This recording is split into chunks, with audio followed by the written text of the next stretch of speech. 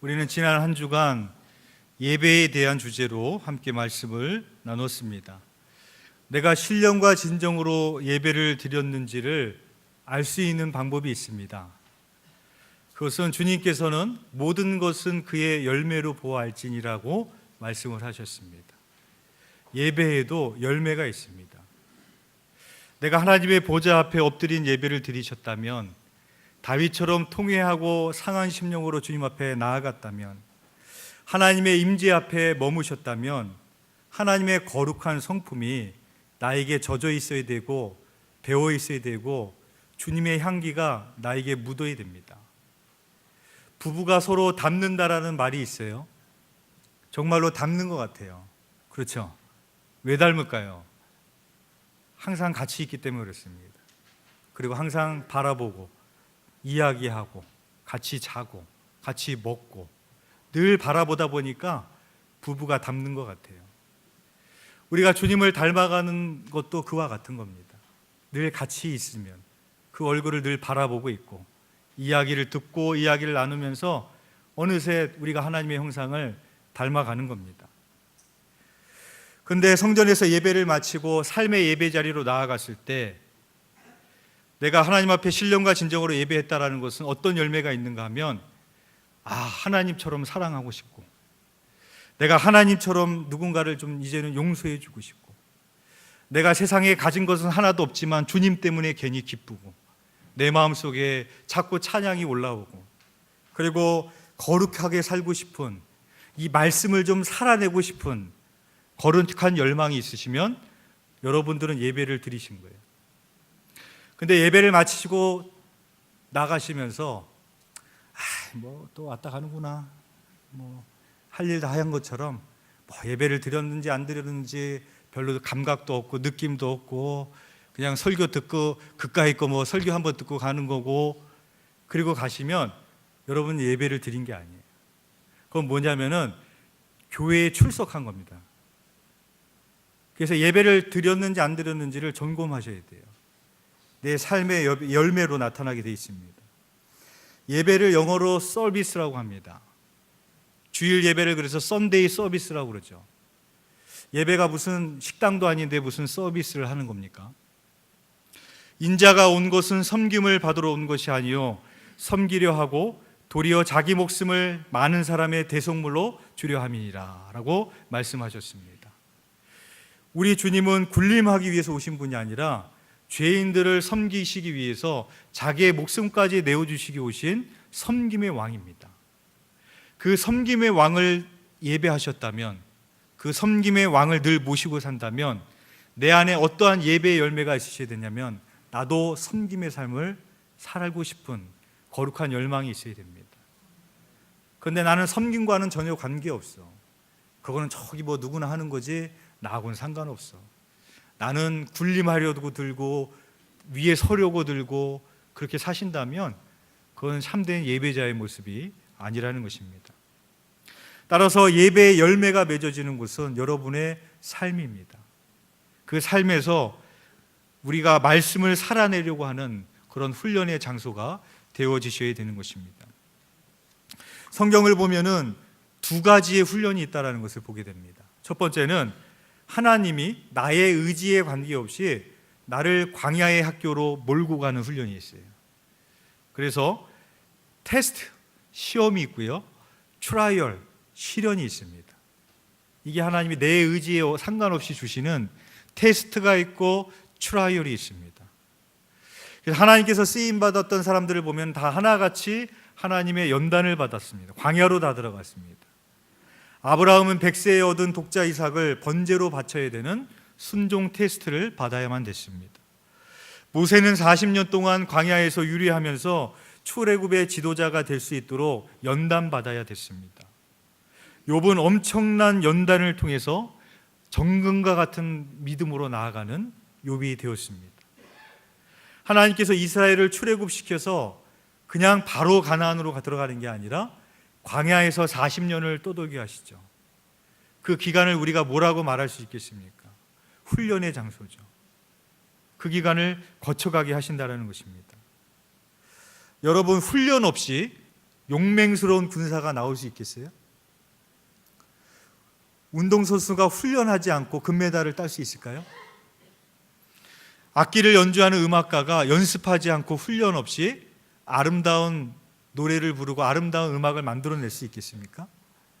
하나같이 다 불가능하죠. 마찬가지로 하나님의 사람으로 그릇으로 쓰임받기 위해서는, 그래서 하나님이 우리를 그 시련과 혹독한 훈련으로 광야로 우리를 몰고 가시는 거예요. 성막의 성소에는 세 가지의 기구가 있습니다. 등대, 떡상, 분향단이 있습니다. 그 중에서 성막을 밝히는 등대가 어떻게 만들어지는가 하면 출애굽기 25장 31절 말씀에 보면 너는 순금으로 등잔대를 쳐 만들되, 이 성막은 하나님께서 보여주신 식양대로 만들어야 되거든요. 그 방법대로 만들어야 됩니다. 하나님이 방법을 가르쳐 주셨는데 쳐서 만들어라, 이렇게 가르쳐 주세요. 남자분들은 학교 다니실 때 공업을 배우셨기 때문에 아실 겁니다. 주조가 있고 단조가 있습니다. 주조는 뭐냐?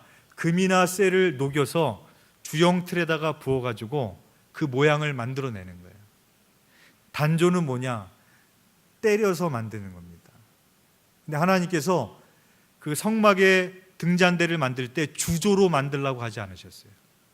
단조로 때려서 만들어라, 그렇게 만드셨습니다. 정금과 같은 믿음은 어떻게 만들어지느냐? 혹독한 시련과 연단을 통해서 만들어진다는 거예요. 그 믿음이 그 성막을 밝히는 겁니다. 여러분, 그 금을 망치로 두들겨 가지고 등잔대의 모양을 만들려면은 몇 번 정도 두드려야 될까요? 한 10번 치면 등잔대 모양이 나오겠습니까? 수백 번, 수천 번, 수만 번 얻어맞아야지 등잔대의 모양이 나오는 것이고, 그것이 성막을 환하게 밝히는 것입니다. 그래서 욥이 하나님의 불과 같은 연단을 통과한 후에 이런 고백을 합니다. 내가 앞으로 가도 그가 아니 계시고 뒤로 가도 보이지 아니하며 그가 왼쪽에서 일하시나 내가 만날 수 없고 그가 오른쪽으로 돌이키시나 배울 수 없구나. 그러나 내가 가는 길을 그가 아시나니 그가 나를 단련하신 후에는 내가 순금같이 되어 나오리라. 그의 고백입니다. 욥의 정금과 같은 믿음이 어떻게 나왔느냐? 그 혹독한 시련과 연단을 통해서 나왔다라는 것입니다. 여러분, 자녀들을 위해서 기도하고 계시죠? 예, 기도 안 하시나 봐요. 예. 기도하실 때 아마 이렇게 기도해 보시지 않으셨어요? 하나님, 우리 자녀를 다니엘과 같은 사람이 되게 하여 주시옵소서. 아마 그렇게 기도해 보신 적 있으실 거예요. 근데 여러분 한번 생각해 보십시오. 다니엘은 사자굴에 들어갔어요. 여러분 자녀 사자굴 들어가도 괜찮아요? 잘 생각하고 기도하세요. 그래도 계속 그렇게 기도하실 수 있으시겠어요? 하나님, 우리 자녀를 요셉처럼 좀 해주세요. 여러분, 요셉은 감옥에도 들어갔고요, 죽을 고비를 수차례 넘겼습니다. 그래도 계속 요셉처럼 되기 원하세요? 우리는 그 과정을 다 스킵하기를 원해요. 그냥 바로 총리가 되기를 원하는 거예요. 그냥 바로 다니엘처럼 훌륭한 사람이 되기를 원하는 거예요. 근데 그들이 그렇게 됐는가? 그렇게 되지 않았죠. 그 훌륭한 다니엘이 어떻게 만들어졌느냐? 바벨론 포로기의 인생에 끌려가가지고 그 하나님의 연단을 통해서 어떠한 상황 가운데서도 율법을 지키고 거룩한 삶을 살아내고, 어떤 상황 가운데도 하나님의 성전을 향하여 감사하며 하루 3번씩 무릎 꿇고 나라를 위해서 기도했던 그 시련을 통과했기 때문에 다니엘과 같은 사람이 나온 겁니다. 요셉이 갑자기 애굽의 총리로 짠 하고 나타난 게 아니죠. 그 감옥에 들어가는 혹독한 시련을 통해서 하나님께서 미리 총리 수업을 시키신 거 아니에요. 그것을 통해서 요셉과 같은 사람이 만들어진 겁니다. 제가 학창시절 때 우리나라의 농부대잔치 붐이 불었어요. 오빠 부대가 엄청났습니다. 그때 가장 각광을 받았던 팀이 연세대학교 팀이었어요. 그 연세대학교 팀이 우승도 몇 번 했는데 연세대학의 감독이었던 박지원 감독이 그렇게 혹독하게 훈련을 시켰대요. 그 당시에 훈련을 받았던 선수들이 그때를 회상하는데 얼마나 혹독하게 시작 훈련을 시키는지, 아침에 일어나자마자 달리기를 뛰는데 그냥 조깅 정도가 아니라 죽을 것처럼 달리기를 해야 된답니다. 그래서 한 번은 달리기를 하다가 옆에 차가 지나가는데 저기에 가서 내가 쳐가지고 좀 실려갔으면 좋겠다, 이런 마음이 들 정도로 그렇게 훈련을 받았답니다. 그랬더니 기아 자동차를 꺾고 농구대잔치에서 우승을 하더라고요. 야고보서 1장 2절에서 3절 말씀에 보면, 내 형제들아 너희가 여러 가지 시험을 당하거든 온전히 기쁘게 여기라.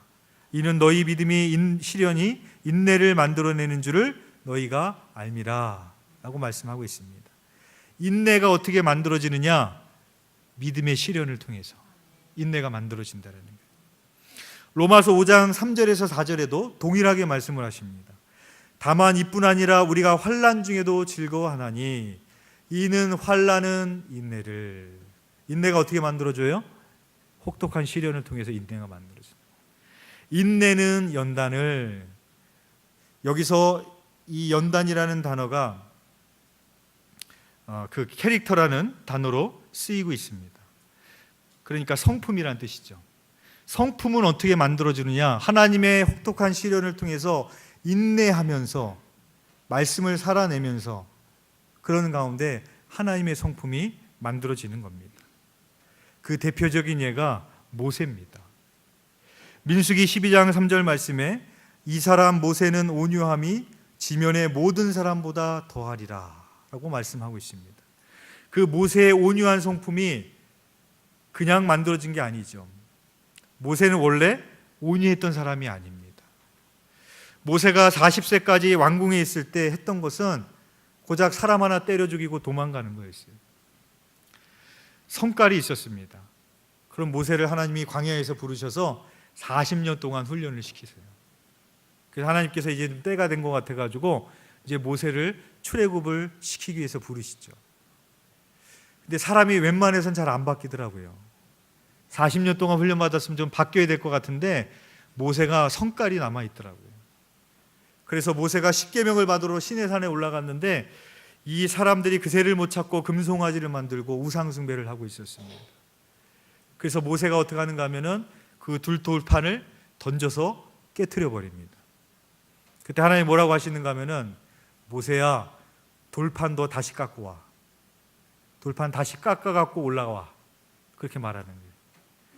돌판을 깎으라는 말이 아니죠. 네 자신을 좀 더 깎아야 되겠다. 너 아직 분노가 살아있네. 화가 살아있네. 좀 더 깎아야 되겠다. 그 돌을 깎는 동안에 모세가 그런 마음 아니었겠어요. 금식하면서 40일 동안. 그리고 올라가서 그 말씀 돌판에다가 하나님의 말씀을 직접 쓰시는 겁니다. 이스라엘이 가데스에 도착했을 때 회중이 물이 없으니까 우리를 이곳에 인도해서 네가 다 죽게 했다라고 또 불평하기 시작합니다. 그러니까 하나님이 모세에게 반석에 명하여 물을 내라 그럽니다. 이랬더니 모세가 지팡이로 반석을 2번 쳐서 물을 냅니다. 그래서 모세는 이 일로 인하여서 가나안 땅에 들어가지 못하는 한 가지 이유가 되어집니다. 모세에게 있어서 가나안 땅에 들어가는 것은 지금 우리가 가지고 있는 그런 꿈에 비교할 바가 못 되는 그런 꿈이었어요. 근데 모세가 어떻게 하느냐? 하나님이 모세야 너 여기까지다. 가나안은 여호수아가 이끌고 갈 거다.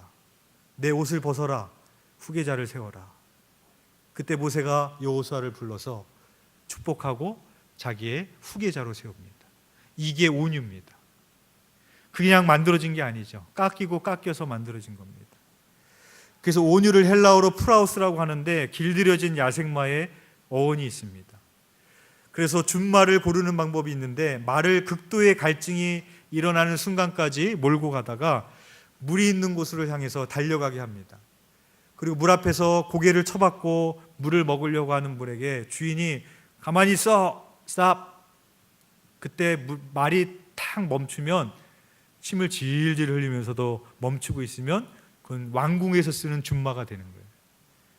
근데 주인의 말에 상관없이 고개를 쳐박고 미친 듯이 물을 먹으면 그거는 탈락. 그렇게 되는 겁니다. 그게 온유라는 것이죠. 하나님은 어떤 하나님이신가? 우리를 시험하시고 테스트하시고 우리를 트라이얼 하시는, 실현하시는 우리 하나님이시라는 것입니다. 두 번째는 내가 자발적으로 참여해야 되는 훈련이 있습니다. 첫 번째는 하나님이 여러분의 의지에 상관없이 밀고 가는 훈련이 있고, 두 번째는 내가 자발적으로 참여해야 되는 훈련이 있습니다. 그것은 무엇인가 하면은, 왜 그렇게 해야 되는가 하면은 하나님과의 친밀한 삶을 누리기 위함입니다. 그래서 묵상하는 훈련을 하셔야 돼요. 기도의 훈련을 하셔야 되고요. 침묵의 훈련을 하셔야 되고요. 하나님의 예배 가운데 있을 때도 어떻게 하면 내가 하나님의 임재 앞에 나아갈 수 있는지 예배도 훈련 받으셔야 돼요. 그래야지 하나님 앞에 나아가지 않으시겠어요? 그래서 내가 자발적으로 나가야 되는 훈련은 하나님과의 친밀한 삶을 살기 위해서 그 훈련이 필요한 것입니다. 그래서 목회 서신을 보면은 바울은 디모데와 디도에게 이 경건의 훈련성에 대해서 굉장히 강조를 합니다. 대표적으로 디모데전서 4장 6절에서 9절 말씀에 보면, 내가 이것으로 형제를 깨우치면 그리스도 예수의 좋은 일꾼이 되어 믿음의 말씀과 내가 따르는 좋은 교훈으로 양육을 받으리라. 망령되고 허탄한 신화를 버리고 경건에 이르도록 내 자신을 연단하라. 육체의 연단은 약간의 유익이 있으나 경건은 범사에 유익하니 금생과 내생의 약속이 있느니라. 미쁘다 이 말이여 모든 사람들이 받을 만하도다 라고 말합니다. 육체의 연단도 그것에 유익이 있다라는 거예요. 근육이 생기고 금메달을 따고. 그런데 경건에 이르는 그 훈련은 그것과 비교할 수 없다. 금생에만 있는 것이 아니라 내생에도 약속이 있다. 모든 사람이 들어야 될 그런 말씀이다. 우리들에게 그렇게 그 중요성을 강조하고 있습니다. 오늘 본문 말씀 19절에 보면은 그러므로라고 시작하고 있어요. 앞의 내용은 어떤 내용인가? 예수님께서 중간에 막힌 담을 자기 육체로 하시고 우리와 화목을 이루셨다라는 내용입니다. 그래서 19절 말씀에 이제는 너희가 외인이 아니고 나그네도 아니고 오직 성도들과 동일한 시민이요 하늘 시민권을 가진 시티즌이고 하나님의 권속이다, 하나님과 가족이다 라고 말하고 있습니다. 또 이제는 우리가 어떠한 부르심을 받았는가? 20절 말씀에 보시면 너희는 사도들과 선지자들의 터 위에 세우심을 입은 자다. 이게 무슨 말이냐? 너희가 교회다라는 말이에요. 그 그리스도 예수께서 친히 모퉁이 돌이 되셨다.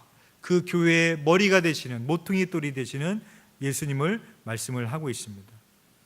그래서 21절과 22절 말씀에 보면 그의 안에서 건물마다 너희가 서로 연결돼서 주 안에서 성전이 되어 가야 된다. 교회가 되어 가야 된다. 근데 여기서 주목하셔야 될 부분은 주 안에서 성전이 되어 가고 진행형입니다. 22절 말씀에도 너희가 성령 안에서 하나님이 거하실 처소가 되기 위해서는 그리스도 예수 안에서 함께 지어져 가야 된다. 진행형입니다. 여러분, 교회라는 건물은요, 완공이 있는 거예요. 2년이고 3년이고 딱 지으면 건물은 준공이 떨어집니다. 끝납니다.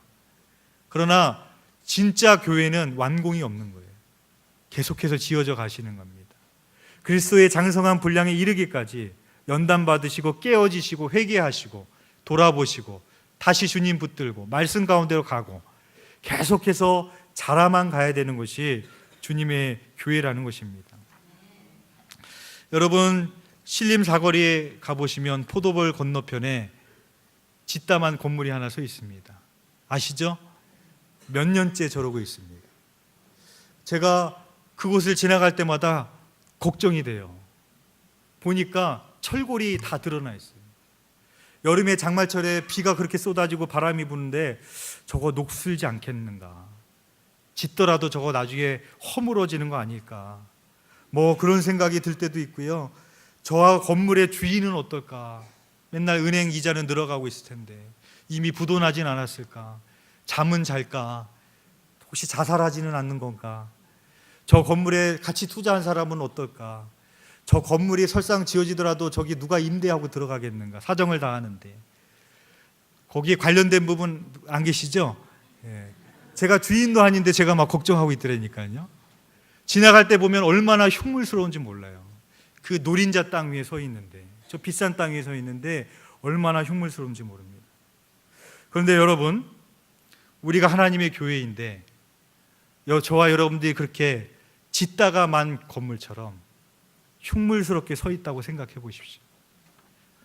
보는 사람마다 지나가면서 걱정하면서 혀를 차는 교회, 한국 교회의 현실이지 않습니까? 교회가 세상을 걱정해 줘야 되는데 비성숙한 한국 교회의 모습을 보면서 사람들이 다 걱정을 하는 거예요. 저거 어떡하냐, 저거 어떡하냐, 교회 저거.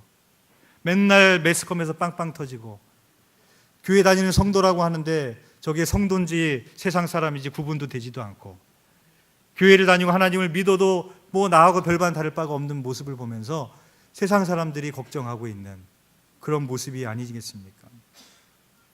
또 왜 제가 건물을 짓다가 말았을까 한번 생각을 해봤어요.